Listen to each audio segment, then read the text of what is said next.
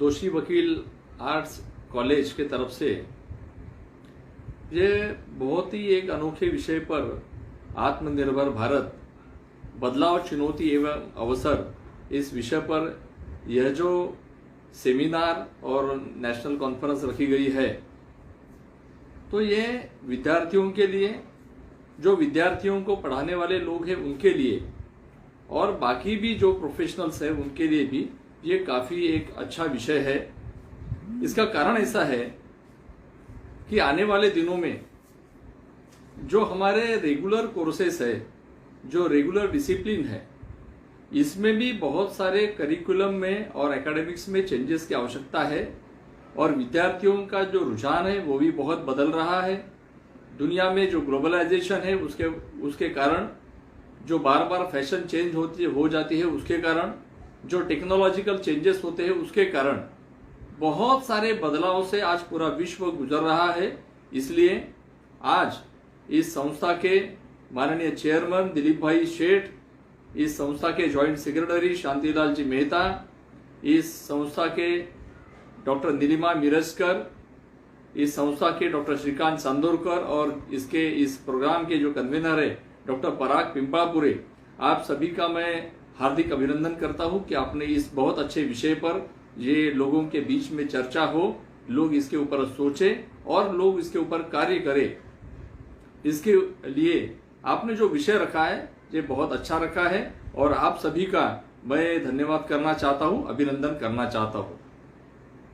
आज जैसे कि डॉक्टर नीलिमा ने अभी कहा है कि आपका जो कॉलेज है ये छत्रपति शिवाजी महाराज की जो कर्मभूमि है इससे काफी नजदीक है, काफी बहुत ही कम समय पर वहां पर पहुंचा जा सकता है।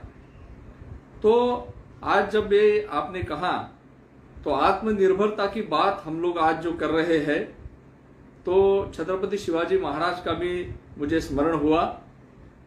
तो छत्रपति शिवाजी महाराज के जमाने में हमारे जो कॉइन्स थे, तो ये कॉइन्स काफी उबड़ खाबड़ थे और जब अंग्रेज उनके पास गए उन्होंने कहा कि आप हमको दीजिए कॉन्ट्रैक्ट, हम लोग आपको बहुत अच्छे और स्मूथ कॉइन्स आपको लाकर देंगे, आपको बनाकर देंगे। तो छत्रपति शिवाजी महाराज ने एक अच्छा स्माइल किया और उसके बाद में उन्होंने अपने लोगों को कहा कि हमें ही ऐसे कॉइन्स अपने यहाँ पर तैयार करने हैं। हमारे जितना भी उस समय का जो एडमिनिस्ट्रेशन चलता था उसमें बहुत सारे फारसी शब्द रहते थे, लेकिन छत्रपति शिवाजी महाराज ने मराठी में बहुत सारे ऐसे शब्द उन्होंने बनाए और राज व्यवहार कोश नाम का एक ग्रंथ उन्होंने बनाने के लिए कहा, जिसमें हमारी भाषा में वो सारे शब्द जो एडमिनिस्ट्रेशन में और पॉलिटिकल लैंग्वेज में यूज होते हैं वो सारे शब्द उसमें रहेंगे। इस प्रकार का काम उन्होंने किया। आज पंतप्रधान नरेंद्र मोदी जी ने जो निर्भरता की बात की है, किसानों का आमदनी दुगने करने की बात की है, किसानों को फैसिलिटेट करने की बात की है, तो छत्रपति शिवाजी महाराज ने भी जिस समय वहां पर अकाल पड़ा था उस समय लोगों को उन्होंने ना केवल बीज दिए, ना केवल उन्होंने जो पशु है वो दिए, और उसके साथ साथ उन्होंने कहा कि हमारे जो रेगुलर क्रॉप्स है उसके साथ साथ आपने फल वाले क्रॉप्स लगाने चाहिए। तो आपको जानकर आश्चर्य होगा कि जिन्होंने एक जमाने में अलग अलग बादशाहों से जिन्होंने टक्कर ली थी और जिनका सारा जीवन लड़ाई लड़ने में बीता, अपना स्वराज्य खड़ा करने में बीता, ऐसे छत्रपति शिवाजी महाराज, उनका एडमिनिस्ट्रेशन के ऊपर में, हमारी भाषा के ऊपर में, इंजीनियरिंग के ऊपर में और उसके साथ साथ उन्होंने जो गढ़ और किले बनाए, वो सारे गढ़ और किले अपने आप में एक मिसाल है, अपने आप में एक उदाहरण है कि किस प्रकार का उस समय कंस्ट्रक्शन इंजीनियरिंग रहा होगा। उन्होंने जो तालाब बनाए वो भी कंस्ट्रक्शन इंजीनियरिंग के और आर्किटेक्चर के बहुत अच्छे उदाहरण है। तो Chhatrapati Shivaji Maharaj was the first, वो पहले राज्यकर्ता हमारे देश के हो गए जिन्होंने अपनी नेवी प्रारंभ की। तो पंतप्रधान नरेंद्र मोदी जो आज बात करते हैं कि रक्षा क्षेत्र में भी आत्मनिर्भर भारत बनना चाहिए, तो छत्रपति शिवाजी महाराज इन्होंने 400 साल पहले, वो पहले एक व्यक्ति थे जिन्होंने अपनी नेवी प्रारंभ की। तो मुझे ऐसा लगता है कि आप सभी लोग काफी सौभाग्यशाली है कि आप छत्रपति शिवाजी महाराज की कर्मभूमि में, पावन भूमि में आप लोग निवास करते हैं। तो आप, जैसे कि मैडम ने अभी उसका उच्चारण किया, तो मुझे ये सब बातें याद आ गई, तो मैंने आपके सामने रखी है। मुझे लगता है कि शिवाजी महाराज का स्मरण होना ही चाहिए। दूसरी बात मैं आपके सामने रखना चाहता हूं कि ये जो आत्मनिर्भर शब्द है, आत्मनिर्भर यानी वो व्यक्ति जो खुद के ऊपर निर्भर है। व्यक्ति रहे, समाज रहे या फिर देश रहे, वो आत्मनिर्भर होना ही चाहिए। अगर वो आत्मनिर्भर नहीं होता है तो हमें मालूम है कि अगर कोई व्यक्ति है जो अपना घर चलाने के लिए जिसे बार बार किसी से लोन लेना पड़ता है, तो हम हमेशा साहूकार के या लोन देने वाले के बोझ के एहसान तले दबे रहते हैं। तो व्यक्ति, समाज या फिर राष्ट्र जो कभी ना कभी किसी ना किसी के बोझ के तले दबा हुआ है, वो कभी भी विकास नहीं कर सकता, वो कभी भी आगे नहीं जा सकता। और जैसे कि मैंने शुरुआत में कहा, आज पूरा विश्व एक बदलाव के दौर से गुजर रहा है। बदलाव इतना तेजी से हो रहा है कि सामान्य व्यक्ति है, खेती करने वाला व्यक्ति है, या फिर कोई पॉलिटिशियन है, या फिर कोई इंजीनियरिंग का विद्यार्थी है, या फिर कोई कॉमर्स का विद्यार्थी है, इन सबको अपडेट रहने की जरूरत है। इसका कारण ऐसा है कि दुनिया बदल रही है। तो दुनिया क्यों बदल रही है? ऐसा क्या हो रहा है कि दुनिया, हम कहते हैं कि दुनिया बदल रही है? तो मैं आपके सामने दो उदाहरण प्रस्तुत करना चाहता हूं। सबसे पहली बात यह है कि भारत आज बदलाव के दौर से गुजर रहा है और विश्व भी बदलाव के दौर से गुजर रहा है। भारत में बदलाव होता है क्यों? क्योंकि विश्व में बहुत सारे बदलाव हो जाते हैं और भारत में वो सारे बदलाव हम लोग फॉलो करते हैं। क्यों? इसका कारण ऐसा है कि हमने 1991 में जो डंकेल प्रस्ताव आया और उसके बाद में भारत ने ग्लोबलाइजेशन को स्वीकार किया। भारत अपने 1947 से ही कभी हम रशिया को फॉलो करते थे, तो कभी हमने अमेरिका को फॉलो किया। हमने हमारे जन्म से यानी 47 से, जब भारत स्वतंत्र हुआ तब से ही हमने हमेशा विदेशी जो राष्ट्र है उनके विकास के मॉडल पर चलने का प्रयास किया है। इसका एक घाटा हमें हुआ है कि भारत कभी भारत के नाते खड़ा नहीं हो पाया। जब कभी हम किसी को कॉपी करने के लिए जाते हैं तो हम नहीं बनते। ऐसा कहा गया है कि every individual is having his own identity. हर व्यक्ति को अपना एक व्यक्तिमत्व होता है, हर व्यक्ति को अपनी एक पहचान होती है। जैसे हर पौधा, कोई पौधा रेगिस्तान में अच्छा विकास करता है, कोई पौधा जहां पर बहुत पानी है वहां पर अच्छा विकास करता है, तो कोई पौधा किसी कंकरीली जमीन में या फिर पहाड़ों के बीच में ही उगता है और वहीं पर अच्छा विकास करता है।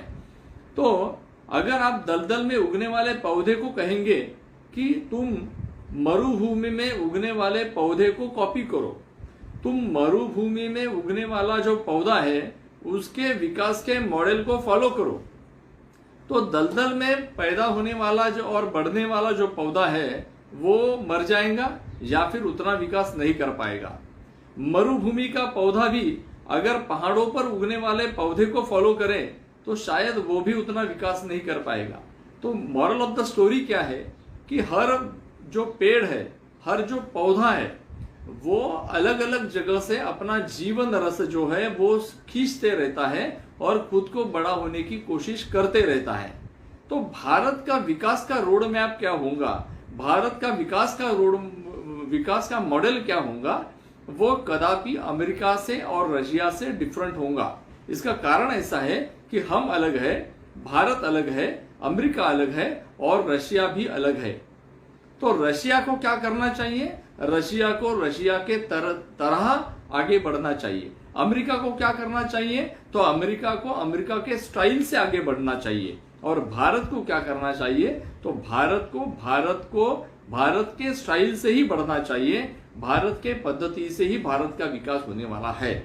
तो इसके लिए आज हमने जब 1991 में जब डंकेल आया और हमने गैट पर स्वाक्षरी की, गैट पर हमने हस्ताक्षर किए, तो हम ग्लोबलाइजेशन के पार्टनर बन गए। और ये ग्लोबलाइजेशन और गैट ये जो सब आया, ये भी क्यों आया, इसका भी अगर हम वाइवा एनालिसिस करेंगे तो हमें पता चलेगा कि दुनिया के जो विकसित राष्ट्र है उनके पास जनसंख्या कम है और उनके पास संसाधन बहुत ज्यादा है। तो बहुत कम जनसंख्या बहुत बड़े साधनों का लाभ लेती है। तो वहां पर टेक्नोलॉजी का विकास भी कैसे हुआ है, जो टेक्नोलॉजी जिसमें व्यक्ति कम लगे, आदमी कम लगे और कम से कम व्यक्तियों में, कम से कम आदमी में, कम से कम मैन पावर में ज्यादा से ज्यादा प्रोडक्शन हो, इस प्रकार की टेक्नोलॉजी का विकास उन्होंने किया है। दूसरी बात ऐसी है कि उनके पास में लोग कम है, लोग कम है यानी उनके पास उपभोक्ताओं की कमी है। तो वो बहुत सारा माल बनाते हैं, बहुत सारा बेशुमार प्रोडक्शन करते हैं, लेकिन उनके पास में उसका उपभोग करने वाले लोग ही कम है। तो नेचुरली उनका जो काम चलता है, वो क्या काम चलता है, वो काम चलता है विश्व को माल बेचने से, विश्व को वस्तु बेचने से उनका काम चलता है। तो इसलिए वो कोई भी फैशन निकाल सकते हैं, वो कोई भी नए बदलाव ला सकते हैं और हमारे जैसे, भारत जैसे जो विकसनशील राष्ट्र है, जिनको अभी विकसित बनना है, उनके ऊपर वो थोप सकते हैं। जैसे भारत का सामान्य आदमी है, उसकी जो जरूरत है वो क्या है, रोटी कपड़ा और मकान की जरूरत। जब रोटी कपड़ा और मकान की जरूरत समाप्त हो जाए तो वो कोई नई चीजों के ऊपर जा सकता है। लेकिन जिसकी रोटी कपड़ा और मकान की जरूरत है, उसके सामने आप गोरा बनने के लिए फेयर एंड लवली रखते जाएंगे तो नेचुरली कुछ दिनों के बाद जो आपकी बेशुमार एडवर्टाइजमेंट चलती है,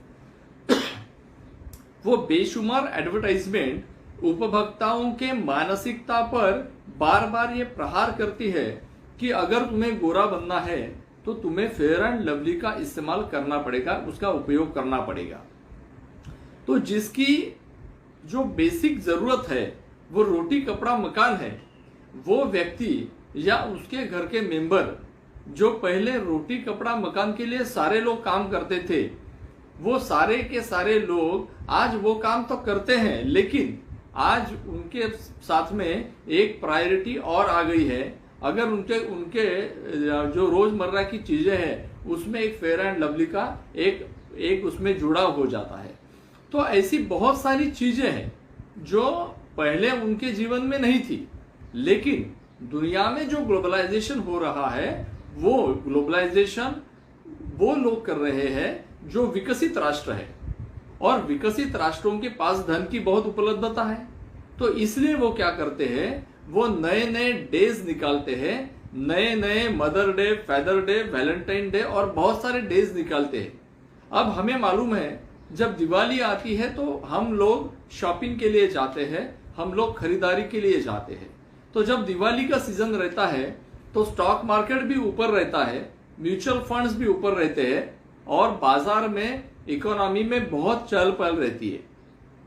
तो जब ये क्यों होता है, तो जब त्योहार का मौसम आता है, जब राखी आती है, जब दिवाली आती है, जब दशहरा आता है, जब अलग अलग प्रकार के त्योहार आते हैं, तो हमारे देश में अर्थव्यवस्था में बहुत सारे बदलाव देखने के लिए मिलते हैं और वो सारे पॉजिटिव होते हैं। तो इस देश के जितने भी त्योहार है, वो सारे के सारे त्योहार खेती से लिंक है। वो खेती से लिंक क्यों है, क्योंकि भारत में बहुत प्राचीन काल में जो हमारे देश में जो बिलीफ था, जो मान्यताएं थी, वो क्या था कि उत्तम खेती है, मध्यम बिजनेस है और कनिष्ठ नौकरी है। तो अभी ग्लोबलाइजेशन का जो जमाना है, उसमें जब अंग्रेज इस देश में आए तो उनको बहुत सारे लोगों की आवश्यकता रही। अब उनकी भाषा अंग्रेजी थी, इसलिए उन्होंने लोगों को अंग्रेजी पढ़ाना शुरू किया और उसके कारण उनको बहुत सारी नौकरियां उनके पास में थी जो थोड़े लोग चौथी पास भी होते थे है। विकास यानी रेलवे है, विकास यानी मकान बना सके, इसलिए उन्होंने उसके साथ साथ यहाँ पर कहीं झोपड़ियों का निर्माण करने लगे और धीरे धीरे फिर शहरों में झुग्गी झोपड़ियां बढ़ने लगी। जब भारत में गैट आया, ग्लोबलाइजेशन हुआ, उस समय बहुत बड़ी मात्रा में भारत में एक प्रचार किया गया कि अगर हमें उत्पादकता बढ़ानी है या उत्पादन बढ़ाना है तो हमें खेती में रासायनिक जो खाद है उसका उपयोग करना चाहिए। तो भारत के किसान पहले क्या करते थे, वो अपने घर का बीज लेते थे, वो खेत में बोते थे और उससे जो फसल निकलती थी वो कुछ अपने खाने के लिए, कुछ अगले साल के लिए बोने के लिए और कुछ बेचने के लिए वो उपयोग में लाते थे। लेकिन उसके लिए कौन सा खाद का उपयोग करते थे, तो वो सारे के सारे खाद जो थे वो गोवंश के आधार पर निकलने वाला जो मलमूत्र था उसके खाद थे। भारत में करोड़ों की संख्या में मवेशी है और उनका जो मलमूत्र है वो खेतों के लिए बहुत अच्छा खाद भी है। तो पहले का जो खाद खेती का जो सिस्टम था वो सिस्टम कैसा था, जिसमें उसको बाजार में जाकर बहुत कम चीजें खरीदनी पड़ती थी। और आज का जो सिस्टम है, जो ग्लोबलाइजेशन के बाद का सिस्टम है, उसमें आज का किसान खेती के लिए, आज का किसान खादों के लिए, आज का किसान उर्वरकों के लिए और आज का किसान उनके जो एलिमेंट्स है, इम्प्लीमेंट्स है, ट्रैक्टर के लगने वाले इम्प्लीमेंट्स है उसके लिए और बीज के लिए भी वो मल्टीनेशनल्स के ऊपर में आज डिपेंडेंट हो गया है। तो आप विश्वास नहीं करेंगे, मैं आपको कहता हूं कि भारत के कृषि का जो आज हाल है, भारत का जो किसान है वो इतने बड़ी मात्रा में बहुराष्ट्रीय यानी मल्टीनेशनल्स के ऊपर में डिपेंडेंट हो चुका है। इसका सबसे ज्यादा खामियाना है भारत का पैसा विदेश में जा रहा है और हमें व्यापार में व्यापार घाटा आ रहा है। तो यह हमारी गरीबी का कारण है, देश की गरीबी का कारण है। जब तक हम विदेशों के ऊपर डिपेंड रहेंगे, अगर अमेरिका के साथ में या फिर उनका सऊदी अरेबिया के राष्ट्र है उनके साथ में अगर कोई वार होता है या ईरान के साथ होता है या फिर रशिया के साथ होता है, तो उनकी मल्टीनेशनल्स कंपनियां जो है, जिनके जो प्रोडक्शन सेंटर्स है वो भारत के बाहर है या उनके रिसर्च एंड डेवलपमेंट के जो काम है वो भारत के बाहर चलते हैं, तो वो सारे लोग, भारत उनके ऊपर डिपेंडेंट है। इसके लिए हमारी हमारी खेती, हमारा अन्नदाता और अन्न का ग्रहण करने वाले हम लोग उपभोक्ता, हम लोग सारे संकट में आ सकते हैं। तो इसके लिए आत्मनिर्भर भारत की जरूरत है। लेकिन आत्मनिर्भर भारत यानी कौन सा, तो कृषि क्षेत्र में आत्मनिर्भर भारत, इसके ऊपर भी हम लोग आगे चलकर प्रकाश में जरूर डालूंगा। तो मैंने आपके सामने जो बातें रखी है वो क्या बातें रखी है, 1991 से जो ग्लोबलाइजेशन हुआ है, ग्लोबलाइजेशन के कारण में देश में क्या बदलाव हुआ। फॉर एग्जाम्पल खेती का मैंने आपके सामने रखा है, उसमें और एक उदाहरण जोड़ता हूं। जैसे हमारे खेतों में पहले जो जवारी का उत्पादन होता था, वो जवारी के जो बीज रहते थे वो हमारे देसी बीज थे। लेकिन जब हरित क्रांति की बात कही गई तब उत्पादन बढ़ाने की बात कही गई और तब हाइब्रिड ज्वारी जो है, हाइब्रिड जवार का बहुत प्रचार किया गया। लेकिन किसानों ने हाइब्रिड लगाना तो शुरू किया, तब उनको ध्यान में आया कि हाइब्रिड अगर अच्छा अपने को फसल निकालनी है तो उसके लिए हमें केमिकल फर्टिलाइजर का उपयोग करना चाहिए। तो हाइब्रिड हमने बाहर से ले लिया, हमने जो केमिकल फर्टिलाइजर थे वो भी ले लिए। तो एक दिन ऐसा आया कि हमारा पूरा कृषि का जो रोल मॉडल है वो चेंज हो गया और हम विदेशों के ऊपर, मल्टीनेशनल्स के ऊपर में काफी आधारित हो गए। तो हम परावलंबी बन गए, हमारा इंडिपेंडेंस खेती में जाता रहा। मैं एक कपास का उदाहरण आपको देना चाहता हूं। हालांकि मेरा विषय इंजीनियरिंग है, उसके ऊपर मैं जरूर आऊंगा, लेकिन अगर हम आत्मनिर्भर भारत की बात करते हैं तो हमारे यहाँ पर बहुत बड़ा वर्ग जो है, जो खेती और किसानी करता है, उनकी बात करना बहुत आवश्यक है। आप सभी को मालूम है कि जो दूसरा विश्व युद्ध लड़ा गया था उसमें जो एटम बम जो फोड़ा गया, तो ये जो एटॉमिक रिसर्च करने वाली जो कंपनी थी या केमिकल वेपन्स बनाने वाली कंपनी थी, उसका नाम था बेयर। तो हमारे देश में जितना कपास बेचा जाता है, आपको मालूम है बीटी कॉटन आपने नाम सुना होगा, तो आज भारत के लगभग 95% किसान जो कपास लगाते हैं वो कपास है बीटी। तो ये बनाने वाली कंपनी थी मोनसेंटो, और इस मोनसेंटो को जिसने खरीदा है वो है बेयर इंटरनेशनल। तो आज भारत के 95% किसान जो कपास लगाते हैं वो सारे के सारे किसान इस बेयर ने बनाया हुआ बीटी कॉटन लेते हैं। और जितनी भी अंकुर सीड्स जैसी जितनी भी भारतीय कंपनियां हैं जो अपने ब्रांड बेचती है बीटी कॉटन में, उनको भी रॉयल्टी इस बेयर को देनी पड़ती है या पहले मोनसेंटो को देनी पड़ती थी। तो ये भी काफी भयानक चीज है कि हमारे देश का खेती करने वाला किसान, हमारे देश की इतनी लाखों हेक्टर जमीन जो है उसको जोतने वाला किसान, अगर वो परावलंबी रहता है तो भारत कभी आत्मनिर्भर बन नहीं सकेगा। तो कृषि के क्षेत्र में किसान आत्मनिर्भर बनना चाहिए।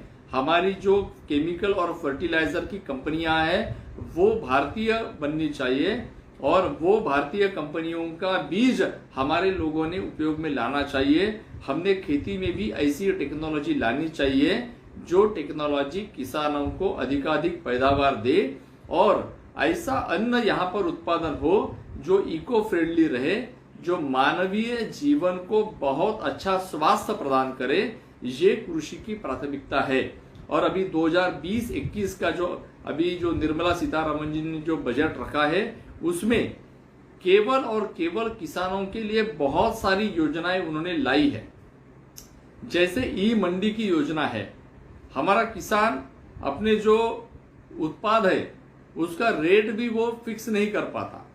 फॉर एग्जाम्पल, अगर आप टीवीएस वेगो खरीदेंगे या टीवीएस जुपिटर खरीदेंगे तो टीवीएस कंपनी अपने जुपिटर का रेट क्या है, 84 है या 88,000 है, तो that company can decide the rate of TVS Jupiter, but the किसान और the farmer can not decide the rate of his product. तो ये सबसे बड़ा एक प्रॉब्लम है। तो किसान, आज तक सरकार कोई एमएसपी जो है वो डिक्लेयर करती थी, और एमएसपी कैसे डिक्लेयर करती थी, तो जो उनके डाटाज रहते थे कि कितने का बीज लगा, कितने का लेबर लगा और क्या लगा, वो सब कुछ कैलकुलेट करके वो फिगर निकालते थे, और उसके आधार पर किसानों को वो फिगर का जो पैसा है वो दिया जाता था। लेकिन आपको मालूम है कि हमेशा जो मार्केट में किसी भी वस्तु की कीमत है, आप में से बहुत सारे लोग कॉमर्स के विद्यार्थी होंगे, तो आपको मालूम है कि वस्तु का मूल्य जो है वो केवल और केवल डिमांड और सप्लाई के रेशो पर ही डिपेंड रहता है। इसका कारण क्या है?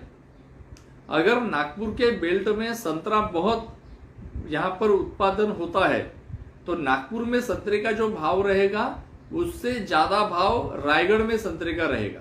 लेकिन रायगढ़ और कोकण में हापुस आम का जो दाम रहेगा उससे महंगा वो नागपुर में बिकेगा। तो जहां पर वो उसका उत्पादन होता है वहां पर उसका खपत होंगी, लेकिन उसका ज्यादा दाम वहां से वो जितना दूर जाएगा और जहां पर जितना डिमांड रहेगा उसके हिसाब से उसका जो मूल्य है उसका निर्धारण होता है। तो किसान अपने उत्पादों का मूल्य निर्धारण नहीं कर सकता है। दूसरी बात है कि उसका जो उत्पादन रहता है बहुत बार वो रॉ उत्पादन रहता है। अगर हमें आत्मनिर्भर भारत की तरफ जाना है तो हमें दो बातों की तरफ देखना बहुत आवश्यक है।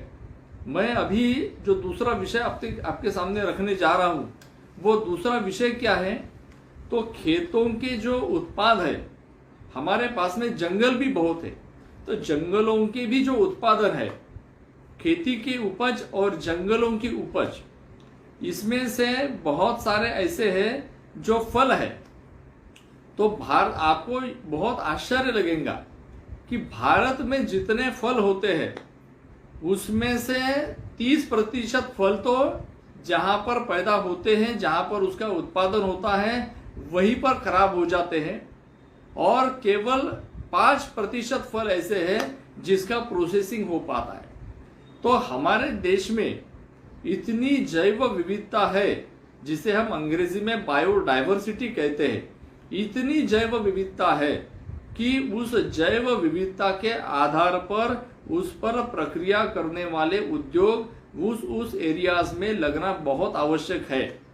अगर यह नहीं होता है तो क्या होगा कि किसान का जो माल है, किसान की जो वस्तु है, किसान का जो उत्पादन है, वो शहरों तक आते आते खराब हो जाएगा। अब किसान गरीब क्यों है, किसान आत्मनिर्भर क्यों नहीं है, उसकी आय कम क्यों है? इसका कारण है कि पहले जो वो उत्पादन करता है उसका दाम वो खुद डिसाइड नहीं कर सकता। दूसरी बात ऐसी है कि उसके सेंटर ऑफ प्रोडक्शन से लेकर जो सेंटर ऑफ सेलिंग है या फिर जो पॉइंट ऑफ कस्टमर है, तो वहां पर पहुंचते पहुंचते उसका जो उत्पादन है वो खराब हो जाता है। और तीसरी बात है कि वो खराब क्यों हो जाता है, इसका कारण है कि delay in transportation. And why there is a delay in transportation? It is because of the bad road conditions.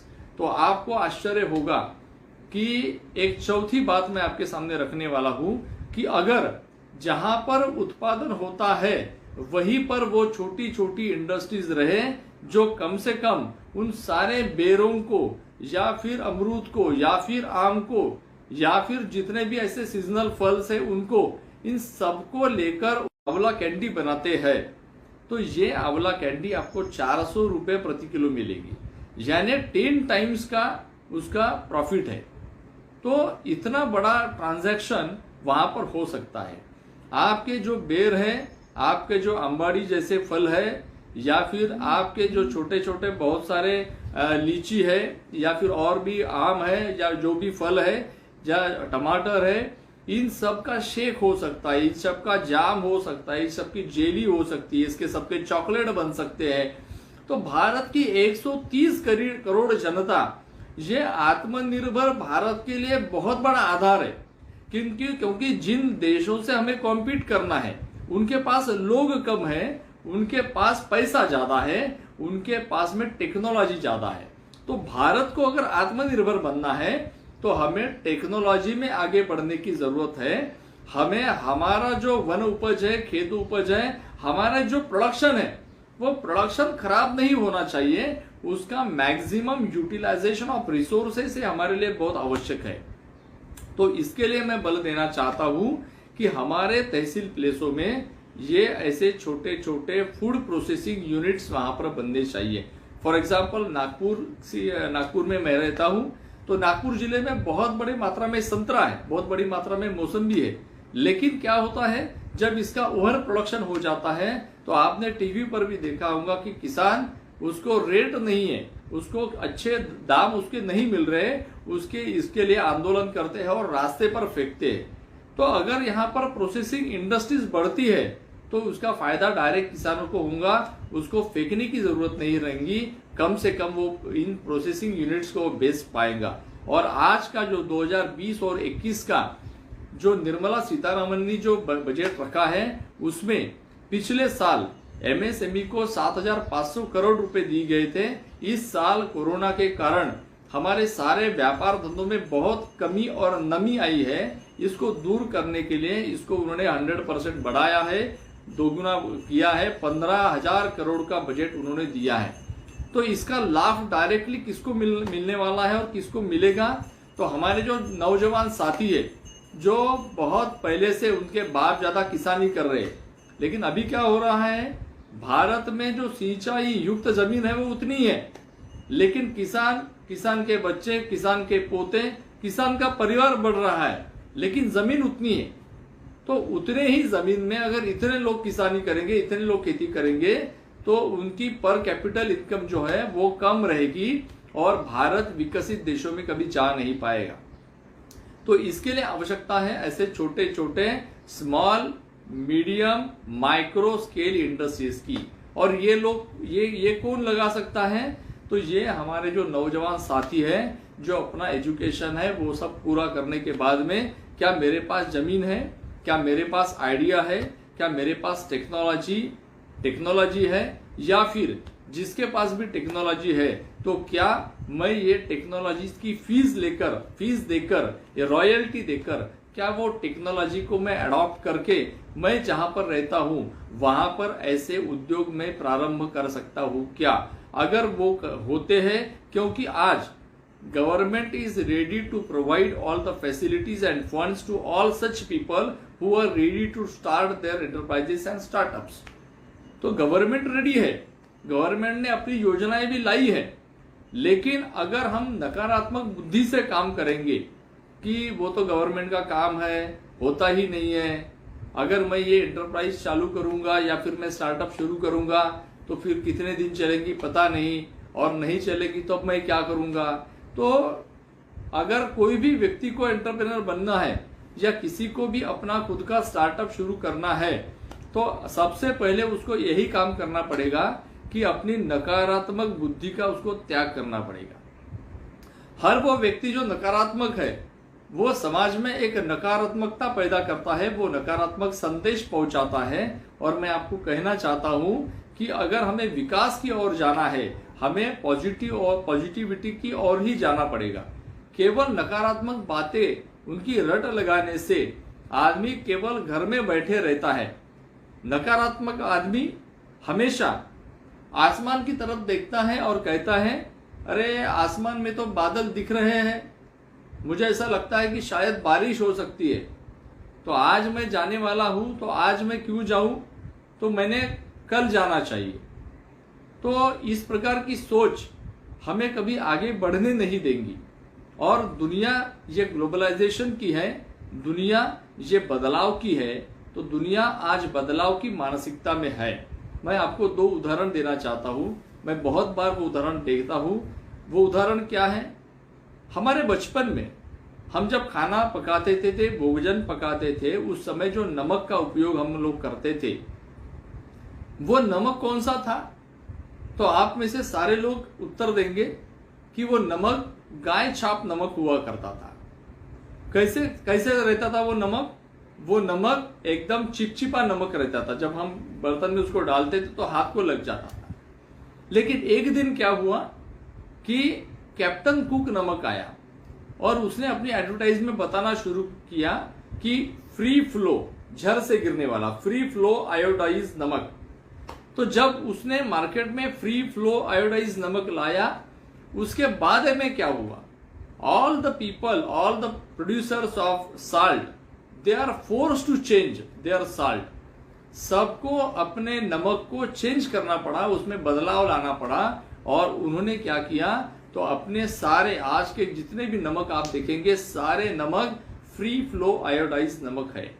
इसका ये क्या दर्शाता है? What is the moral of the story?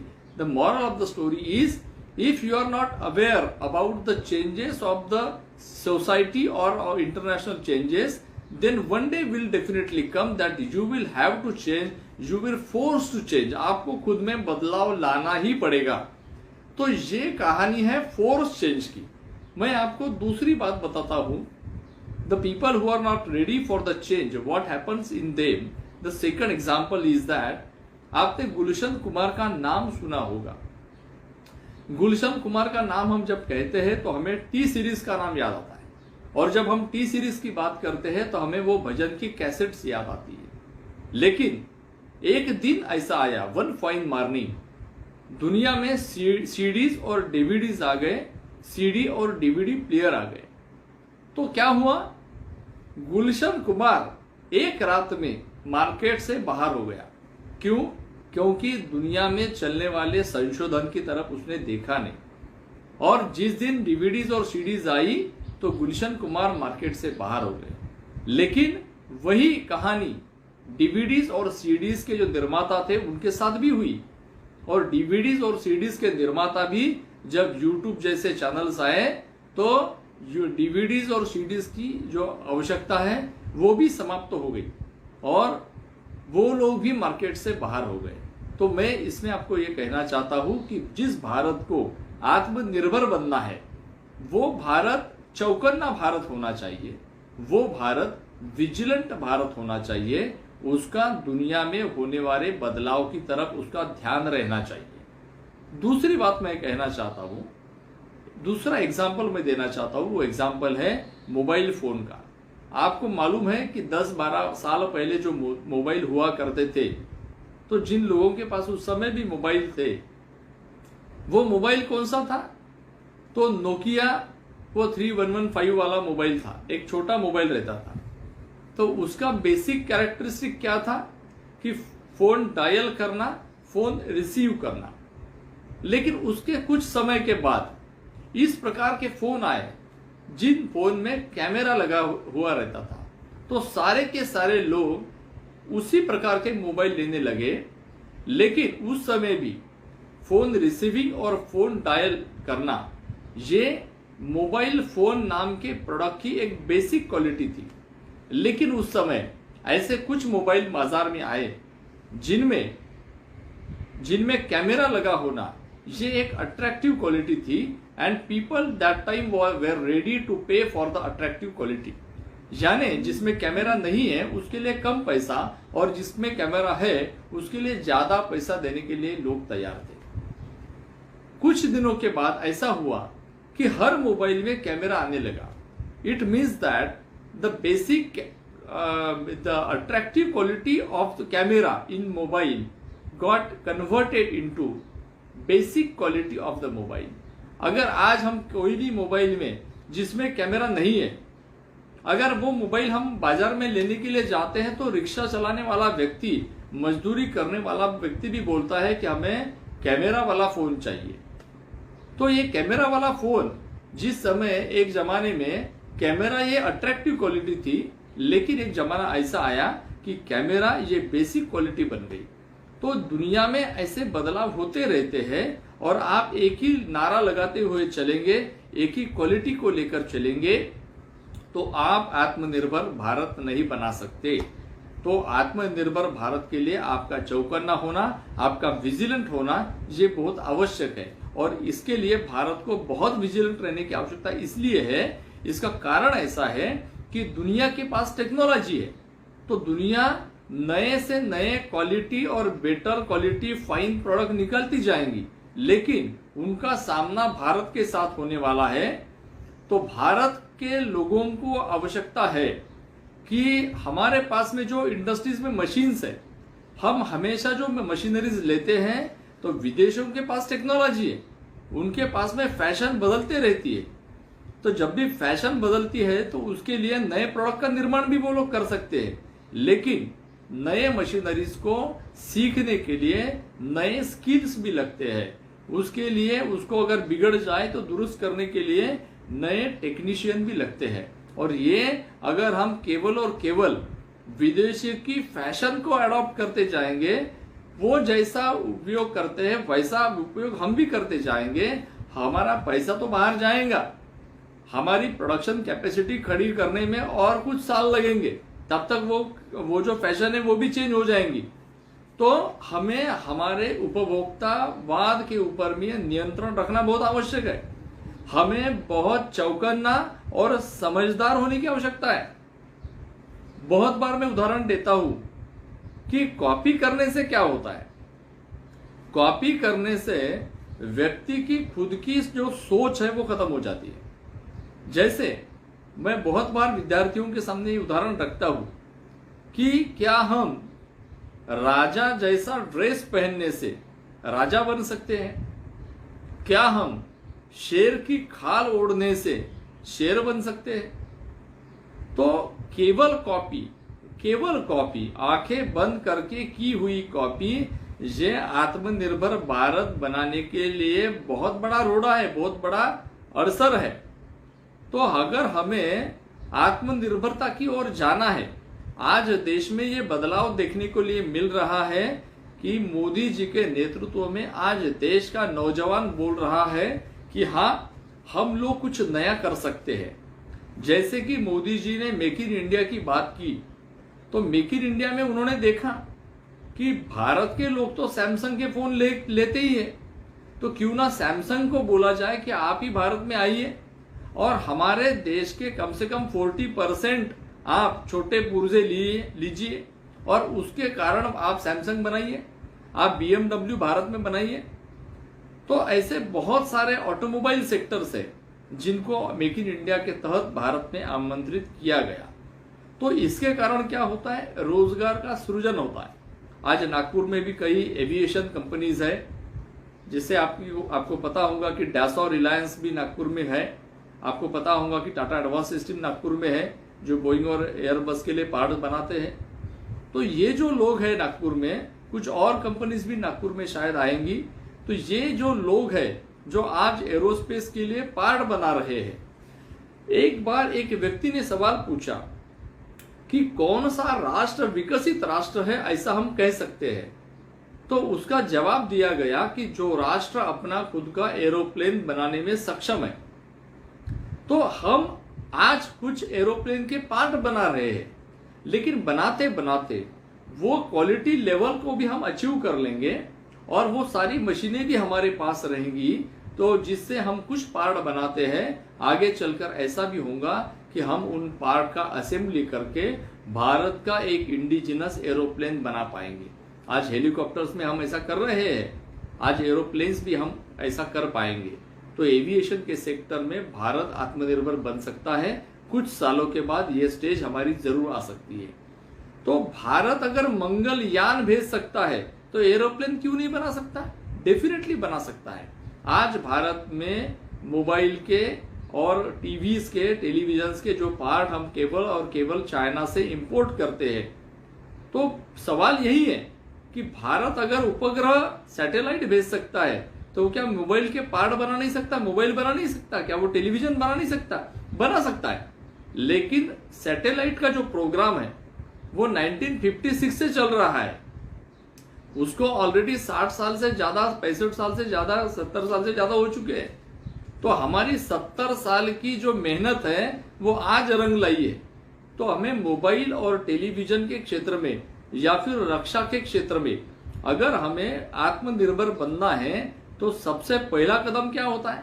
मैं हमेशा उदाहरण देता हूं कि हिमालय पर चढ़ना अगर है तो हिमालय पर चढ़ते समय, हिमालय अगर 30,000 फुट है, 40,000 फुट है, लेकिन हमें 40,000 foot all of a sudden at a glass नहीं चढ़ना है। अगर हमें हिमालय चढ़ना है तो हमें हमारा पहला कदम जो है वो 75 सेंटीमीटर का ही डालना पड़ता है। तो हिमालय चढ़ने की पहली स्टेप क्या है? 75 सेंटीमीटर का कदम डालना। हिमालय चढ़ने की पहली स्टेप क्या है कि हमारा साइकोलॉजिकल इनर्शिया जो है, जो हमें कहता है कि हिमालय तो बहुत लंबा है, बहुत ऊंचा है, वहां पर तो बहुत बर्फ है, कितने तो लोग चढ़ते चढ़ते गिर के मर भी गए, तो क्या मैं भी मर जाऊंगा? तो ये जो साइकोलॉजिकल इनर्शिया है, ये जो नकारात्मक बातें हैं, ये जो लोग बातें करते हैं कि भारत का सामान ये खराब होता है। आज हमने दुनिया के सामने पीपी किट, एक जमाना था जब कोरोना आया हमारे पास में पीपी किट नहीं थी, तो चाइना ने हमें नकली पीपी किट भी भेजी, लेकिन करते करते हमारे लोगों ने उसको अडॉप्ट कर लिया। तो टेक्नोलॉजी को अडॉप्ट करना ये भी बहुत बड़ा गुण है। तो टेक्नोलॉजी को अडॉप्ट करना, टेक्नोलॉजी को इंप्लीमेंट करना और टेक्नोलॉजी के आधार पर मास प्रोडक्शन करना। तो हमारे पास में जमीन है, हमारे पास में पानी है, हमारे पास में इलेक्ट्रिसिटी है, हमारे पास में बहुत ज्यादा बेरोजगारी भी है। तो जिनको नौकरी नहीं मिलेंगी वो क्या करेंगे? वो तो खाली पीली रहेंगे। तो why not to go in entrepreneurship? हमें खुद का कुछ चालू करना, इसमें रिस्क है, लेकिन कितनी रिस्क है? तो हम गिरेंगे तो सर फूटेगा, लेकिन मर तो नहीं जाएंगे। तो always be ready for the calculated risk. और आत्मनिर्भर भारत बनाने के लिए सबसे पहले मानसिक बदलाव की बहुत जरूरत है और गवर्नमेंट की पॉलिसीज में बदलाव की जरूरत है। तो गवर्नमेंट ने अपनी पॉलिसीज में बहुत सारे बदलाव किए हैं। नई नौकरियों का सृजन तो होने वाला है, लेकिन उसमें बहुत सारे चांसेस, बहुत सारी अपॉर्चुनिटीज युवाओं के लिए आज के बजट में है। फॉर एग्जाम्पल, आज आप कहीं पे भी जाइए, कोकण में जाइए, पुणे में जाइए, बेंगलोर में जाइए, कहीं पे भी जाइए, किसी भी रोड पर आपको हाईवेज का, सीमेंट रोड का या कोई ना कोई रोड का काम आपको होते हुए मिलेगा। कुछ दिन पहले हमने एक दिन में 25.8 किलोमीटर रोड का निर्माण बेंगलुरु रोड पर किया और वो वर्ल्ड रिकॉर्ड है। तो वो भारत जो एक दिन में 1 किलोमीटर की सड़क नहीं बनाता था, वो आज 10 किलोमीटर से ज्यादा की सड़क बना रहा है। तो भारत की क्षमताओं में वृद्धि हुई है। क्षमताओं में वृद्धि क्यों हुई है? पहले ये लोग नहीं थे क्या? पहले ये लोग थे, लेकिन उनका फोकस नहीं था। हमारे देश में बहुत बार ऐसा कहा जाता है कि अमेरिका बहुत श्रीमंत है, अमेरिका बहुत पैसे वाला है, यूरोप बहुत पैसे वाला है, क्योंकि उनके पास में अच्छे रोड्स है। तो वो लोग पैसे वाले हैं इसलिए अच्छे रोड नहीं है, उनके पास में अच्छे रोड है इसलिए वो पैसे वाले हैं। इसका कारण क्या है? अगर हमारा टमाटर जो 2 रुपए केजी बिकता है गांवों में, वो टमाटर बहुत बार मंडियों में पहुंच भी नहीं पाता और खराब हो जाता है। अगर अच्छे रोड रहेंगे तो लोग अपना जो माल है, अपनी जो उपज है, वो मंडियों तक बेच पाएंगे। मंडियां अगर ई मंडियां रहेंगी तो किसान को उसके गांव में बैठकर मोबाइल पर समझेगा कि अगर टमाटर मुझे भेजना है तो गाड़ी तो जाने वाली है, लेकिन उसको नागपुर भेजू, मुंबई भेजू या बंगलोर भेजू, कहां पर भेजू? तो ये ई मंडी के कारण ये सारे प्रॉफिट्स किसानों को होने वाले हैं। तो अगर हमें आत्मनिर्भरता की ओर जाना है तो आत्मनिर्भर भारत, ये खुद के पैरों पर खड़ा हुआ भारत चाहिए। वो भारत नहीं जो विदेशों की नकल करने में लगा है, वो भारत नहीं जो अमेरिका के या रशिया के या किसी और के विकास के मॉडल को कॉपी कर रहा है। दुनिया की अच्छी बातों को फॉलो करना ये हमारी संस्कृति है, हमारी परंपरा है। स्वामी विवेकानंद ने भी कहा था कि let the noble thoughts be come from the whole world. पूरी दुनिया से हमारे पास में अच्छे विचार आने चाहिए। तो अमेरिका के पास में, यूरोप के पास में या दुनिया के किसी भी देश के पास में अगर अच्छा कुछ है, वो देश को बड़ा करने के लिए लगता है, तो वो हम जरूर उसको उपयोग में लाएंगे, उसके लिए पैसा खर्चा करेंगे। जैसे कि हमने राफेल लाया है, हमने जो एयर स्ट्राइक की, उस समय अगर हमारे पास राफेल अगर रहा रहता तो उसका बहुत अच्छा परिणाम हमको तब भी मिला रहता। तो आज हमारे देश ने जो एकजुटता दिखाई है, जो मानसिकता में बदलाव है कि भारत आत्मनिर्भर होना चाहता है, और ये इसका ट्रिगर पॉइंट क्या है? इसका ट्रिगर पॉइंट ये है कि जो भारत और चाइना के बीच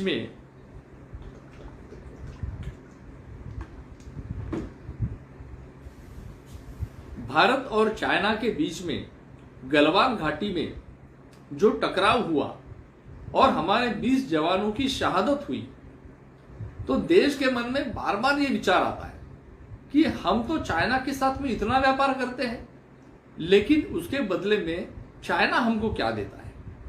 2000 साल, आज 2021 चल रहा है, सन 2000 में भारत और चाइना का जो व्यापार था वो केवल $1 अरब का था। 2008 में और बढ़ गया, $50 अरब हो गया। तो बढ़ते बढ़ते 2018 में वो 95 हो गया और 2019 में वो 100 अरब का हो गया, $100 अरब का। लेकिन हम चाइना से क्या लेते हैं? हम टेलीफोन के उपकरण लेते हैं। हमारे पास में जो टेलीफोन के आते हैं वो उपकरण हम चाइना से लेते हैं, हम चाइना से मशीनरीज लेते हैं। लेकिन टेक्नोलॉजिकल प्रोडक्ट हम चाइना से लेते हैं, ये बात हम समझ सकते हैं, लेकिन हम चाइना से खिलौने भी लेते हैं, वो प्लास्टिक के जो फूल है वो भी लेते हैं। तो चाइना से हम बहुत सारी अनवांटेड कचरा चीजें भी लेते हैं। और कौन लेता है? हमारे जैसे, तुम्हारे जैसे जो लोग हैं वो कचरा चीजें खरीदते हैं, करके वो बेचता है। भारत को अगर आत्मनिर्भर बनना है तो भारत को अपनी एक बड़ी सेना रखनी पड़ेगी। तो हमारे पास सेना है। भारत को अगर रक्षा क्षेत्र में आत्मनिर्भर बनना है तो हमें अपने अपने रडार बनाने पड़ेंगे, हमें अपनी बंदूकें, हमारे अपनी AK-47 बनानी पड़ेगी, हमें हमारे हैंड ग्रेनेड बनाने पड़ेंगे। कोरोना की जो कोविशील्ड है या वैक्सीन है, ये वैक्सीन विदेशों में आप किसी भी देश की देख लीजिए, सबसे सस्ती वैक्सीन भारत ने बनाई है। अगर भारत ने ये वैक्सीन ना बनाई रहती तो भारत को आज दुनिया ने महंगी वैक्सीन बेचकर अपना अच्छा धंधा चमकाया रहता। तो भारत ने छोटी सी बात की, छोटी सी पहल की और भारत ने बहुत सारा पैसा अपना बचा लिया। तो आत्मनिर्भर बनने के समय ये बहुत इंपॉर्टेंट है कि हमारे देश के लोगों के मन में देशभक्ति की भावना रहनी चाहिए। हमारे जो उत्पाद है, हमारे जो उत्पाद है उनको हमने गाली नहीं देना चाहिए। हमारे उत्पादन करने वाले जो लोग हैं उनको हमने प्रोत्साहित करना चाहिए। अगर हमारे घर का बच्चा है उसको 60% मिलेगी, तो हम अगर उसको और मोटिवेट करते हैं कि तू 80% ला सकता है, तो कम से कम वो 65 तो लाएगा। हमारे बेकार मोबाइल, हमारे बेकार पेन, हमारे बेकार जो भी सामान जिसको आज हम लोग बेकार कहते हैं, वो लोग अगर हम वो सारी चीजों का इस्तेमाल, उसका प्रयोग करना शुरू करेंगे, तो हमारे ही देश के जो मैन्युफैक्चरर्स है, they will get the opportunity for the research and development and they can produce very good products in the coming scenario. आपको मैं उदाहरण देता हूं वीवो और ओप्पो मोबाइल का। वीवो और ओप्पो 5 साल पहले ये कौन सी कंपनीज थी? तो ये चाइना के गलियों में अपना वीवो और ओप्पो बेचने वाली कंपनीज थी। इन्होंने अपने मोबाइल 5 साल पहले लॉन्च किए भारत में और धड़ल्ले से एडवर्टाइजिंग किया, हमारे ही लोगों के आउटलेट्स में इसको बेचा गया। और ये जो वीवो और ओप्पो है, आज ये दुनिया के लार्जेस्ट सेलिंग ब्रांड्स बन गए हैं। तो भारत की ताकत क्या है? चाइना के गलियों में बेचा जाने वाला मोबाइल को, चाइना के लोकल मोबाइल को, भारत के 130 करोड़ लोगों की यह ताकत है कि हम चाइना के लोकल ब्रांड को ग्लोबल ब्रांड बना सकते हैं। तो सवाल यह हमने अपने आप से पूछना चाहिए कि चाइना के लोकल ब्रांड को ग्लोबल बनाने के अलावा हमने हमारे जो ब्रांड्स है उनको अगर हम परचेज करते हैं तो हम भारत के ब्रांड को भी ग्लोबल ब्रांड बना सकते हैं। और ये ताकत हमारी है। आज लोगों के सोच में बदलाव आ रहा है और इसके कारण हमारे सामने कुछ चुनौतियां भी हमारे सामने आई है। जो ट्रबल शूटिंग का टाइम है या आपका जो ब्रेकडाउन टाइम है, what are your major losses in production, तो उन्होंने कहा कि we minimize, we reduce lot in our breakdown times. I asked them how you reduce your breakdown times. तो उन्होंने कहा कि सारे स्टील इंडस्ट्रीज में जो मशीनरीज लगती है, they are all got imported from China, and whenever there is a problem in functioning, we always ask for the Chinese technician to come here and to solve our problems. लेकिन फिर हमने क्या किया? हमने जो भारत के उत्पादक लोग थे जो वही उसी प्रकार की मशीनरीज बनाते थे लेकिन महंगी बेचते थे, तो हमने उन सारों को इकट्ठा किया, उनके साथ में मीटिंग की कि चाइनीज मशीनरीज काफी सस्ते दाम में आ रही है और हमारे सारे स्टील उत्पादक जो है वो चाइनीज मशीनरीज लगा रहे हैं। तो आपका तो धंधा पूरा जा रहा है, आपका धंधा चौपट हो रहा है।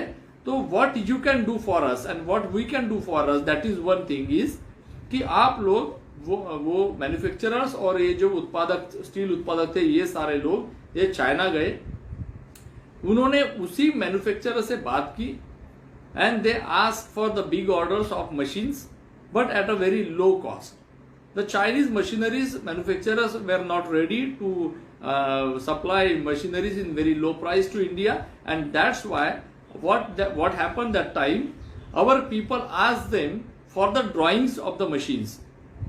तो हमारे लोगों ने कहा कि मैं आपको एग्जाम्पल के तौर पर बता रहा हूं कि अगर वो 2 करोड़ की मशीन है तो हमारे लोगों ने कहा कि आप 50 लाख में दीजिए। वो लोग तैयार नहीं हुए, तो इन्होंने कहा कि भैया हमारे पास तो 50 लाख है, आप ऐसा कीजिए कि आप आपके ड्राइंग की प्राइस बताइए। तो उन्होंने कहा 20 लाख। इसने कहा कि ना ठीक है, आप 20 लाख में हमको ड्राइंग दे दीजिए। तो वो ड्राइंग्स उन्होंने वहां से लाया और उस प्रकार की मशीन्स हमारे मैन्युफैक्चरर ने बनाई। और हमारे ऐसे जो कुछ लोग थे जो स्टील उत्पादक थे, उन्होंने वो मशीन्स अपने यहाँ पर लगाई। तो जब भी ट्रबल शूटिंग, जब भी वहां पर ब्रेकडाउन आता है, तो हमारा इंडियन आदमी फटाक से वहां पर पहुंच जाता है और वो मशीन में जो भी प्रॉब्लम्स है उसको सॉल्व करता है। तो एक दिन स्टील उत्पादन बंद रहना, इसकी बहुत बड़ी कॉस्ट होती है। आपके लोग सारे खाली रहते हैं, आपकी इलेक्ट्रिसिटी, आपका लाइट, पानी, पंखा जो भी जलता है वो सारा का सारा बेकार रहता है। बहुत सारी ओवन्स ऐसी रहती है जिसको आप बंद नहीं कर पाते, जिसको चालू ही रखना पड़ता है, या बंद किया तो उसको चालू करने में बहुत दिन लगते हैं। तो इस प्रकार से स्टील उत्पादकों ने आत्मनिर्भर बनने का प्रयास किया। तो आत्मनिर्भर भारत ये बन सकता है, हमारे पास में भी अच्छा पैसा आ सकता है अगर भारत में उत्पादन होने वाले फलों के ऊपर या फिर हमारे कृषि उपज के ऊपर में प्रक्रिया करने के लिए फ्रूट प्रोसेसिंग इंडस्ट्रीज बहुत बड़ी मात्रा में अगर हम चालू करते हैं, उसमें बहुत ज्यादा टेक्नोलॉजी इन्वॉल्व नहीं है, तो अगर हम वो करते हैं तो हमारे लोगों को काम भी मिलेगा और हमारा जो फॉरेन में पैसा जाता है वो फॉरेन का जाने वाला पैसा भी रुक जाएगा। भारतमाला परियोजना ये ऐसी ही गवर्नमेंट की एक बहुत बड़ी परियोजना है जिसमें पूरा भारत रोड से जोड़ने का प्रयास चल रहा है। बहुत बड़ी मात्रा में रोड के कंस्ट्रक्शन के काम चल रहे हैं और आपको मालूम है अगर रोड कंस्ट्रक्ट करना है या किसी भी प्रकार का कंस्ट्रक्शन करना है तो उसके लिए किस चीज की आवश्यकता होती है, वो है स्टील और सीमेंट। तो स्टील इंडस्ट्रीज जो है उनके पास में अगर काम रहता है तो स्टील इंडस्ट्रीज ये वो सेक्टर है जो सबसे अधिक मात्रा में लोगों को एम्प्लॉयमेंट देता है। लोगों को नौकरी देने वाला सेक्टर अगर सबसे बड़ा सेक्टर कोई है तो वो भारत का स्टील सेक्टर है। और भारत में जो कच्चा स्टील है उसकी क्वालिटी भी बहुत अच्छी है। चाइना से खिलौने लाते हैं, हम चाइना से जो टेलीफोन के उपकरण है वो लाते हैं, लेकिन चाइना हमसे स्टील लेकर जाता है। उसके पास का जो स्टील है वो हमारे जितना अच्छा नहीं है। चाइना के पास में जो सिंचाई युक्त जमीन है वो भारत से कम है। भारत की सिंचाई युक्त जमीन जो है वो करीब करीब 11 लाख हेक्टेयर जमीन है।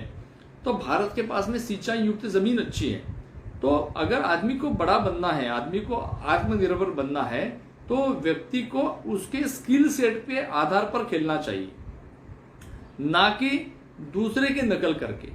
तो चाइना जो है, चाइना के पास में भी पहले बहुत सारी जमीन थी, लेकिन चाइना ने अपनी जमीन को जो फर्टाइल लैंड थी उन्होंने फैक्ट्रीज में और बड़े बड़े आउटलेट्स में कन्वर्ट कर दिया।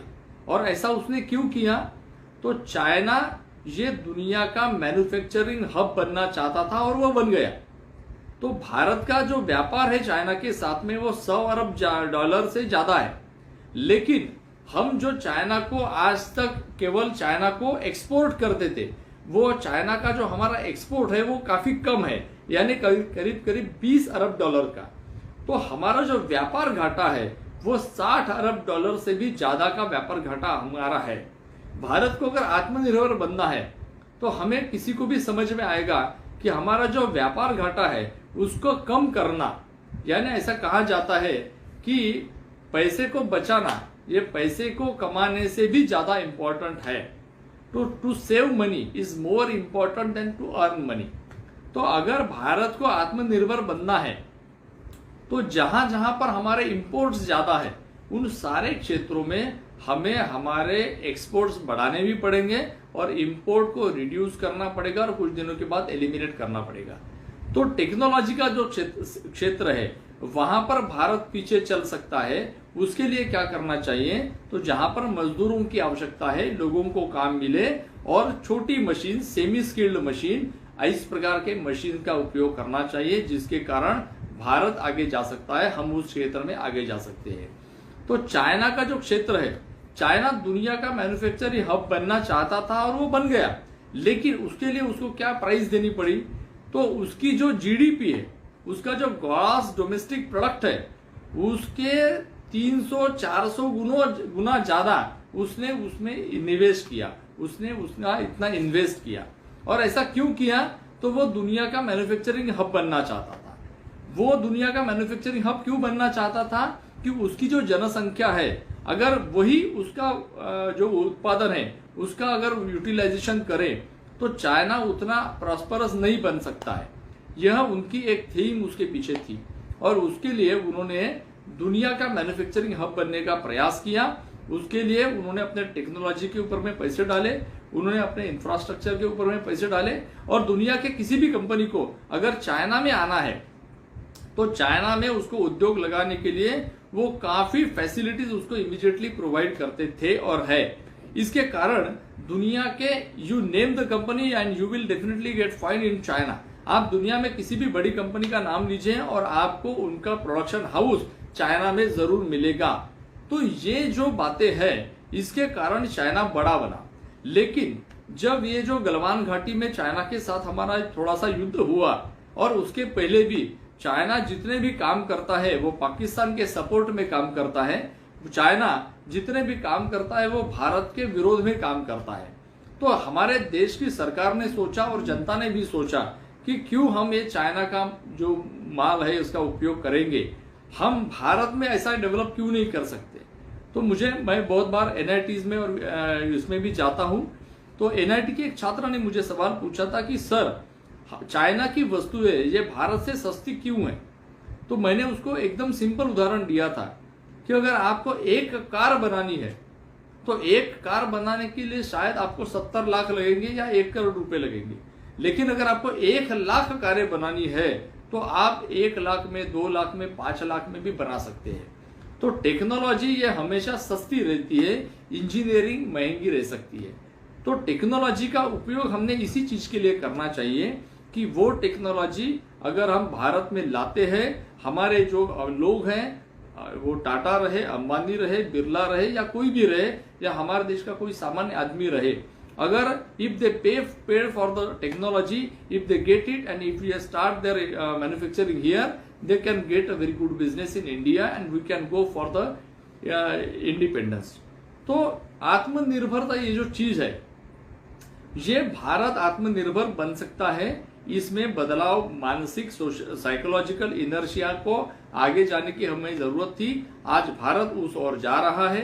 हमारे सामने चुनौतियां क्या है, तो दुनिया हमें वो टेक्नोलॉजी नहीं देंगी तो क्या करेंगे, अगर दुनिया हमसे ज्यादा पैसा वसूलेंगी तो हम क्या करेंगे, और भारत में वो सब टेक्नोलॉजीज का निर्माण करने में कितना समय लगेगा, तब तक भारत क्या करेगा। तो सबसे पहली बात ऐसी है कि दुनिया टेक्नोलॉजी हमको देगी। दुनिया टेक्नोलॉजी हमें क्यों देंगी, तो इसका कारण ऐसा है, अमेरिका नहीं देंगी तो रशिया दे देगा, रशिया नहीं देगा तो फ्रांस दे देगा, और फ्रांस नहीं देगा तो जर्मनी दे देगा। इसका कारण ऐसा है कि उनके पास केला नहीं होता, उनके पास संतरा नहीं होता, उनके पास में ऐसा बहुत सारा सामान है जो भारत में होता है, वो उनके पास में प्रोड्यूस नहीं होता। इतनी बर्फ है, इतना एनवायरमेंट उनका ऐसा है, तो बहुत सारी चीजें होती नहीं है। तो they are playing on their strength and their strength is of technology and that's why they want to make money by selling the technology. It is their business, so they will definitely sell technology to India. So मैं आपको कहता हूं कि ये जो चुनौती है, इसके पार भारत जरूर जा सकता है। टेक्नोलॉजी का हमें चिंता नहीं करनी चाहिए। दूसरी बात ऐसी है कि भारत में जो लोग हैं, इंडिपेंडेंट आदमी की अपनी एक शक्ति है, अंबानी की है, टाटा की है, बिरला की है, अदानी की है, हमारे लोगों की शक्ति है। तो उसके शक्ति के आधार पर वो बड़ी से बड़ी टेक्नोलॉजी को खरीद सकते हैं।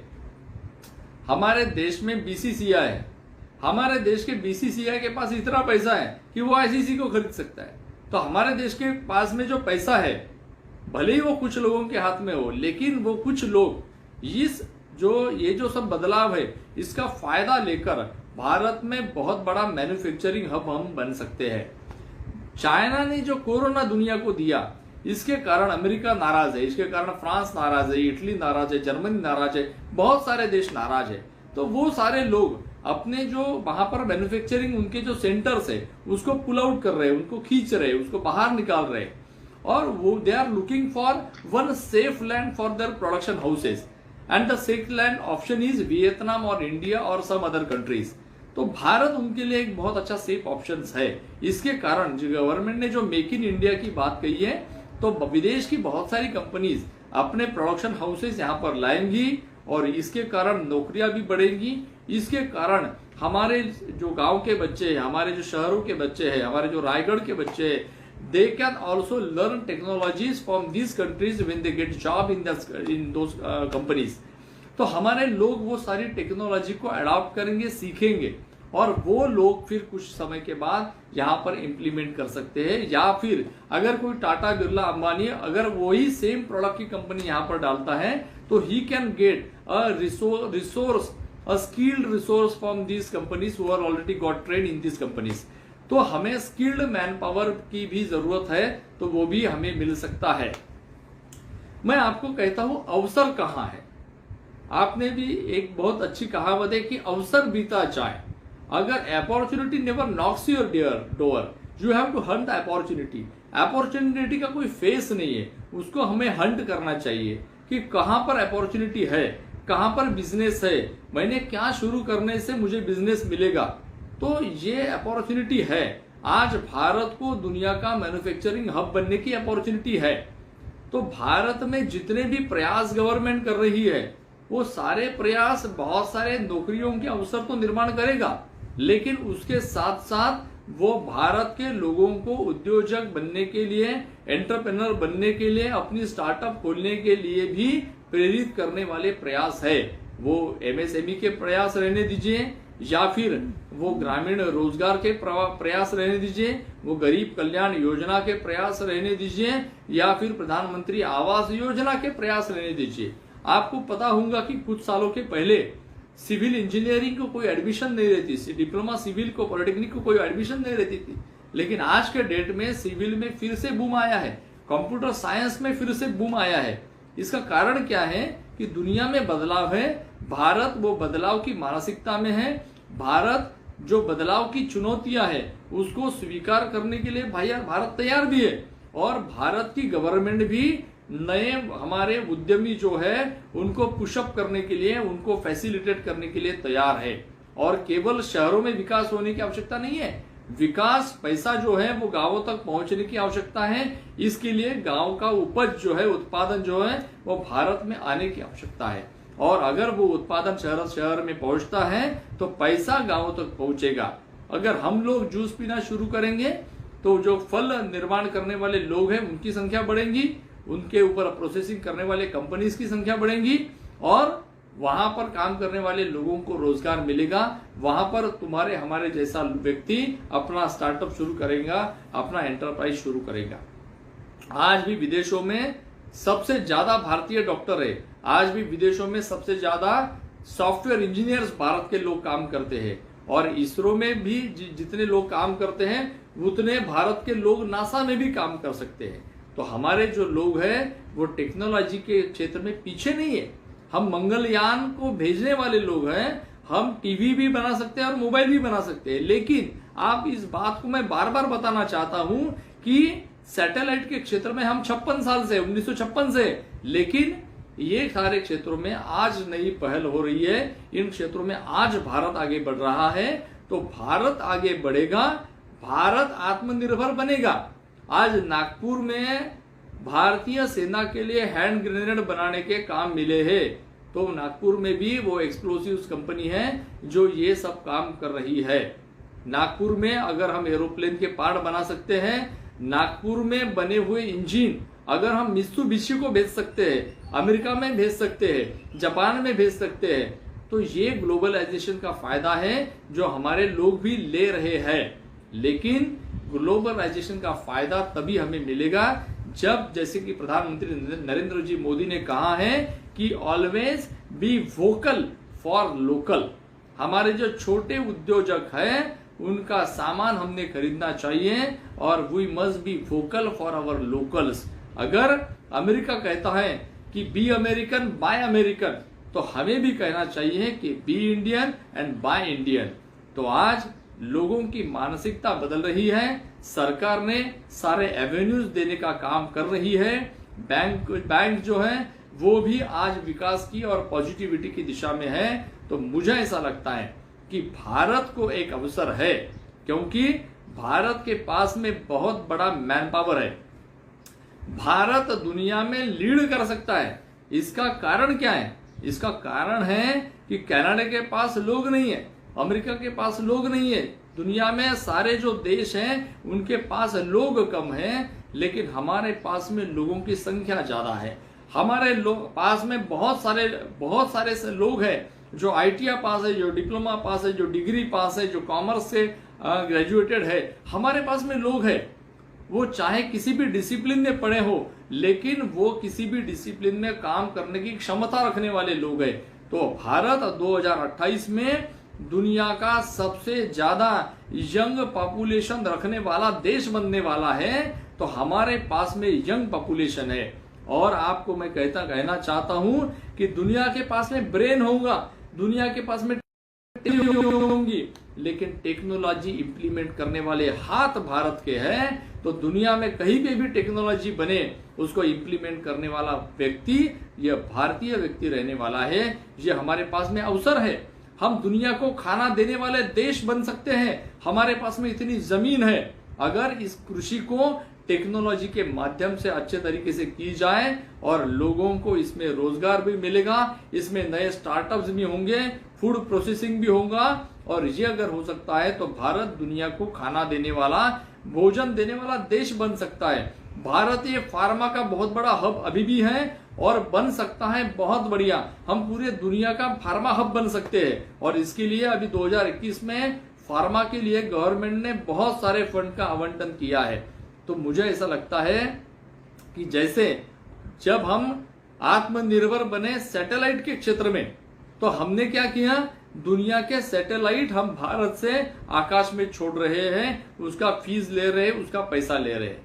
तो भारत कल खाना बांटने का भी पैसा लेगा, भारत कल पानी शुद्ध पेयजल का भी पैसा लेगा, भारत ऑर्गेनिक फार्मिंग के द्वारा अच्छी सब्जियां दुनिया को देने का भी पैसा लेगा, भारत अपने टेक्नोलॉजी का भी पैसा लेगा। तो भारत के पास में बहुत सारी क्षमताएं हैं। तो ये मानसिक बदलाव आज दुनिया में है, भारत में भी है। ये चुनौती जो है ये भारत ने स्वीकार की है। जब गलवान घाटी में चीन ने अपने 50,000 सैनिक वहां पर लाकर खड़े किए, तो हमारे देश ने भी अपने 50,000 सैनिकों को वहां पर प्लांट किया। तो भारत आज दुनिया के आंखों में आंखें डालकर देखने की हिम्मत रखने वाला भारत है और भारत युवाओं का देश है। आने वाले दिनों में दुनिया जब बूढ़ी होती जाएगी तो भारत युवा रहेगा, भारत जवान रहेगा और बूढ़ा आदमी भविष्य के स्वर्णिम सुनहरे सपने नहीं देख सकता, वो देख सकता है जवान व्यक्ति।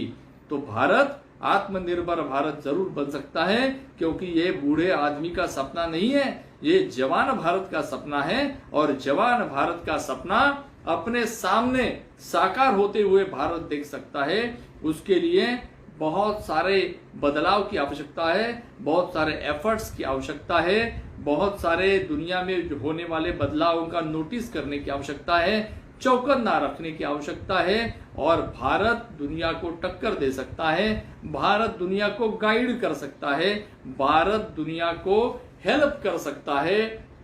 अगर दुनिया का बूढ़ा आदमी वहां पर पड़ा हुआ है, उसकी देखभाल करने वाला कोई नहीं है, तो आने वाले समय में भारत का ही केयर टेकर कोई लड़का लड़की उसकी टेक केयर करती रहेगी। इस प्रकार के अवसर भारत के सामने है।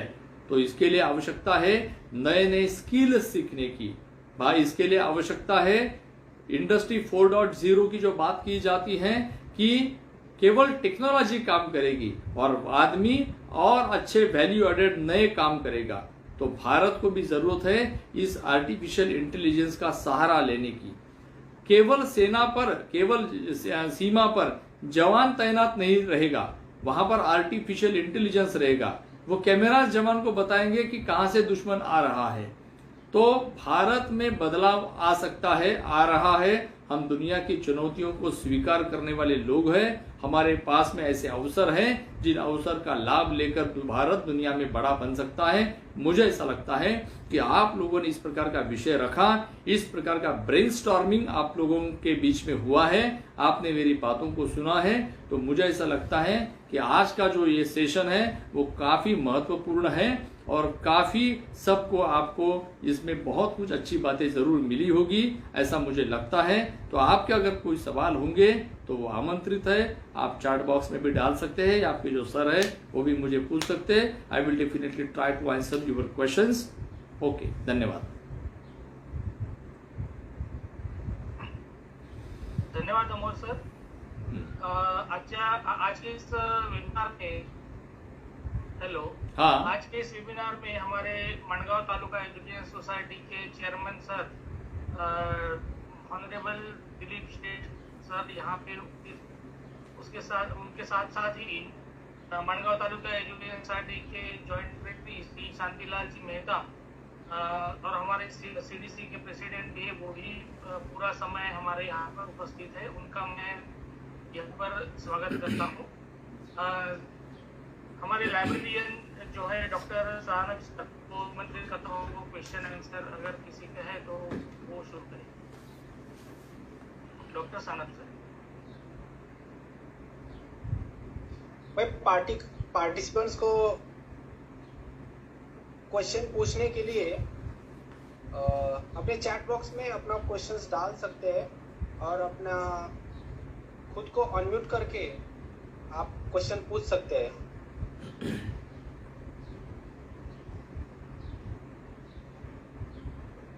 हेलो पार्टिसिपेंट्स,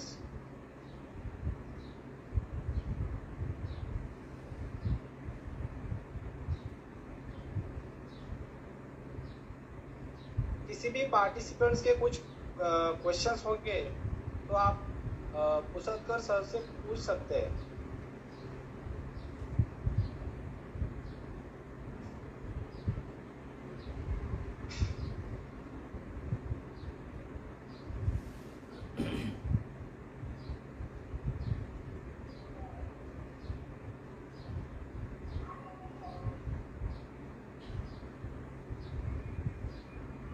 मुझे लगता है, हेलो सर। हाँ बोलो सर। हेलो। हाँ हाँ, सर, बोलो सर। बहुत ही अच्छी जानकारी दी सर आपने, बहुत ही नए तरीके की जानकारी दी। सर मैं ये जानना चाहता हूँ कि जैसे कि आपने 5% फूड जो एग्रो प्रोडक्ट्स जो है उसको प्रोसेस होता है और बहुत सारा जो है 30% जो है वो वेस्ट हो जाता है जगह पर, ऐसा आपने बताया है। तो सर जो फूड प्रोसेसिंग इंडस्ट्री के लिए जो टेक्नोलॉजी है, कोई एंटरप्रेन्योर अगर आगे आना चाहता है तो वो कहाँ से ये सब सीख पाएगा, और मार्केट इसके लिए कुछ गवर्नमेंट हेल्प करती है क्या, कोई एजेंसी है क्या? यस, ये जो आपका जो प्रश्न है, तो आपने MSME का नाम सुना है, medium small scale enterprises, medium small micro enterprises. तो ये जो मंत्रालय है, तो फॉर एग्जांपल जैसे इसका नागपुर में जो ऑफिस है, तो ये मंत्रालय के अंतर्गत जो ऐसे आप जैसे लोग हैं, फॉर एग्जांपल अगर आपके पास में हापुस आम होता है, अल्फांसो होता है, तो उसके ऊपर कुछ प्रोसेस करके अगर आपको कुछ बनाना है, तो उसके लिए अगर आपने आपका प्रोजेक्ट रिपोर्ट बनाया, फॉर एग्जांपल आप क्या करना चाहते हैं, आपने आपका प्रोजेक्ट रिपोर्ट बनाया, आपका टारगेटेड कस्टमर्स आपका क्या रहने वाला है वो आपने बनाया, आपके प्रोडक्ट की कीमत क्या है, आप एक साल में कितना बेच पाओगे, उसके लिए आपको कौन सी मशीनरीज चाहिए, वो मशीनरीज बनाने वाली कंपनीज कौन सी है, उनके कोटेशंस क्या है, उनका रेट क्या है, आप जो जमीन लेने वाले हैं वो आपकी खुद की है या आप खरीदने वाले हैं या लीज पर लेने वाले हैं, क्या करने वाले हैं, तो इन सब के लिए आपको कितना फिक्स कॉस्ट लगता है, कितना आपको वर्किंग कॉस्ट लगने वाला है।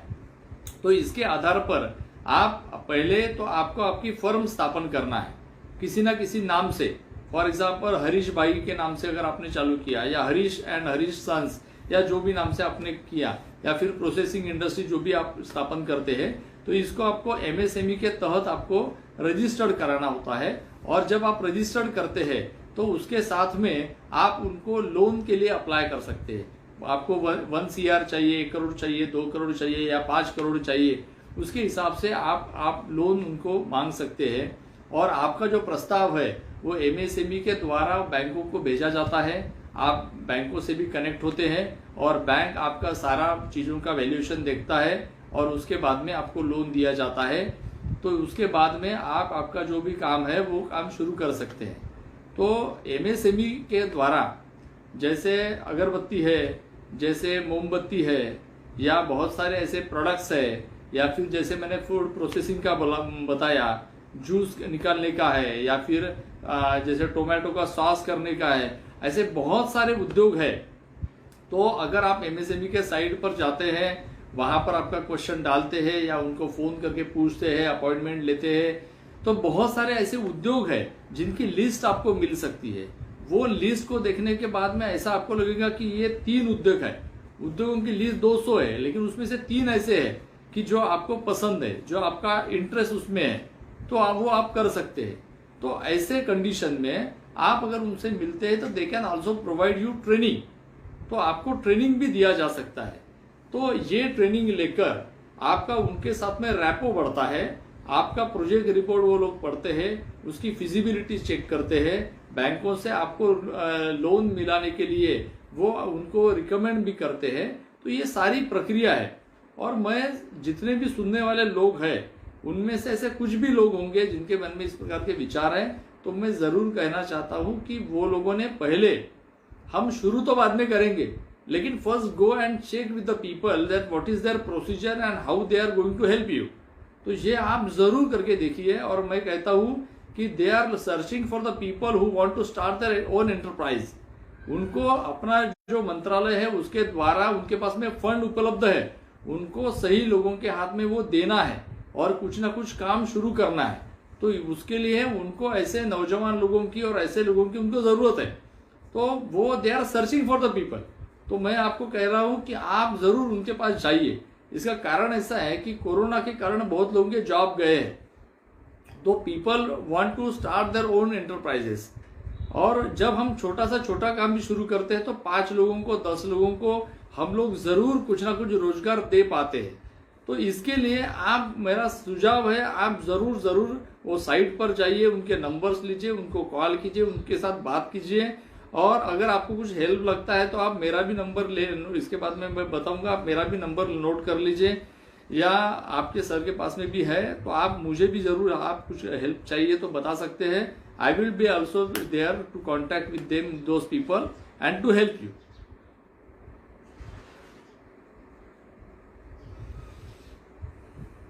Wonderful sir. Any other participants?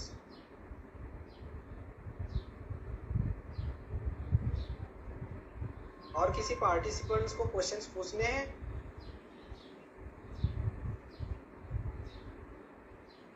Hello sir. हाँ, yes. I think there is no questions from participants. So I request to Dr. Kadam sir to deliver their vote of thanks. Kadam sir.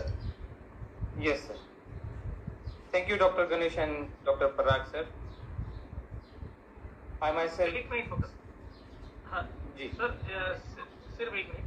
एक कदम sir vote of thanks देंगे, उसके पहले बताता हूँ कि यह webinar खत्म होने के बाद 15 मिनट बाद हमें